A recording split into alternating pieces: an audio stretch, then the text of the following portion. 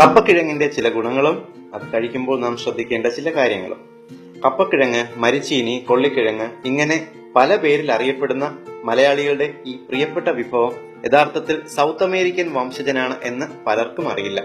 ചെറിയ ചിലവിൽ രുചിയേറിയതും പോഷകഗുണമുള്ളതുമായ ഭക്ഷണമാകാനുള്ള കഴിവുകൊണ്ടാണ് കപ്പക്കിഴങ്ങ് നമുക്ക് ഇത്രയേറെ പ്രിയപ്പെട്ടതാകുന്നത്. നമ്മുടെ ഭക്ഷണക്രമത്തിൽ കപ്പക്കിഴങ്ങ് ഉൾപ്പെടുത്തണം എന്നാണ് എത്നിക് ഹെൽത്ത് കോഡ് നിങ്ങളോട് സജസ്റ്റ് ചെയ്യുന്നത്. ഇതിന്റെ പ്രധാന ഗുണങ്ങൾ എന്തൊക്കെയെന്ന് നോക്കാം. ഏറ്റവും കൂടുതൽ കാർബോഹൈഡ്രേറ്റും പ്രോട്ടീനും കാൽഷ്യവും നിറഞ്ഞ ഭക്ഷണമാണിത്. രോഗപ്രതിരോധ ശേഷി വർദ്ധിപ്പിക്കുന്നു, ഹൃദ്രോഗത്തെ ചെറുക്കുന്നു, കോശങ്ങളിലെ DNA കേടുപാടുകൾ പരിഹരിക്കുന്നതിലൂടെ പ്രായാധിക്യം ചെറുക്കുന്നു, ക്യാൻസറിനെ തടയുന്നു.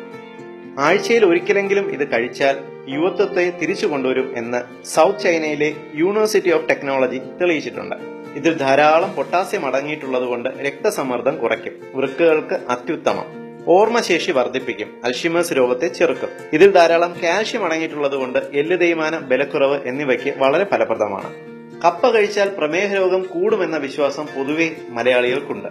എന്നാൽ അറിയുക, ധാരാളം ഫൈബർ അടങ്ങിയിട്ടുള്ളതിനാൽ ഇത് പ്രമേഹ രോഗികൾക്ക് കഴിക്കാവുന്ന ഭക്ഷണമാണ്. 2006 ആഫ്രിക്കയിൽ നടത്തിയ പഠനത്തിൽ പതിവായി കപ്പ കഴിക്കുന്നവരിൽ പ്രമേഹ രോഗത്തിന്റെ തോത് കപ്പ കഴിക്കാത്തവരെ അപേക്ഷിച്ച് വളരെ കുറവാണ് എന്ന് കണ്ടെത്തുകയുണ്ടായി. നാം ദിവസവും കഴിക്കുന്ന തവിടില്ലാത്ത വെള്ളയരി ഉപയോഗിച്ചുള്ള ഇഡ്ഡലിയും ദോശയും ചോറുമെല്ലാം ഉപയോഗിക്കുന്നതിനേക്കാൾ വളരെ സുരക്ഷിതമാണ് കപ്പ എന്ന് തിരിച്ചറിയുക. നിങ്ങൾക്ക് മൈഗ്രെയിൻ തലവേദനയുണ്ടോ എങ്കിൽ കപ്പ കഴിക്കുക, തലവേദനയ്ക്ക് ആശ്വാസം ലഭിക്കുന്നതാണ്. ജന്നി അഥവാ ഫിറ്റ്സ് രോഗത്തിന് വളരെ ഫലപ്രദമായ ഭക്ഷണമാണിത്. മുടിപൊഴിച്ചിൽ, പ്രത്യേകിച്ച് തലയോട്ടിയിലെ ഫംഗസ് ബാധ ചെറുക്കാൻ ഇത് വളരെ ഫലപ്രദമാണ്. ഇനി കപ്പക്കിഴങ്ങ് കഴിക്കുമ്പോൾ ശ്രദ്ധിക്കേണ്ട ചില കാര്യങ്ങൾ കൂടിയുണ്ട്. കപ്പക്കിഴങ്ങിൽ ഹൈഡ്രജൻ സയനൈഡ് എന്ന ഒരു വിഷ സംയുക്തമുണ്ട്. കപ്പക്കിഴങ്ങ് വെള്ളത്തിൽ തിളപ്പിക്കുമ്പോൾ ഈ രാസവസ്തു ഏതാണ്ട് 90% വെള്ളത്തിൽ അലിഞ്ഞു പോകുന്നു. പക്ഷേ ബാക്കി 10% അതിൽ തന്നെ ഉണ്ടാകും. ഇത് നിർവീര്യമാക്കാൻ പ്രോട്ടീൻ അടങ്ങിയ ഭക്ഷണങ്ങളായ ഇറച്ചി, മീൻ എന്നിവ ചേർത്ത് കഴിക്കുക. നിങ്ങൾ വെജിറ്റേറിയൻ ആണെങ്കിൽ കപ്പയോടൊപ്പം പയറോ ബീൻസോ കടലയോ കറിവെച്ച് ഉപയോഗിക്കുക. ഈ പ്രോട്ടീൻ ഭക്ഷണത്തിലെ നൈട്രൈറ്റുകൾ കപ്പക്കിഴങ്ങിലെ രാസവസ്തുവിനെ നിർവീര്യമാക്കും. മലയാളികളുടെ ഇപ്പോഴത്തെ ഒരു പ്രധാന ദുശീലമാണ് കപ്പ ചിപ്സ്.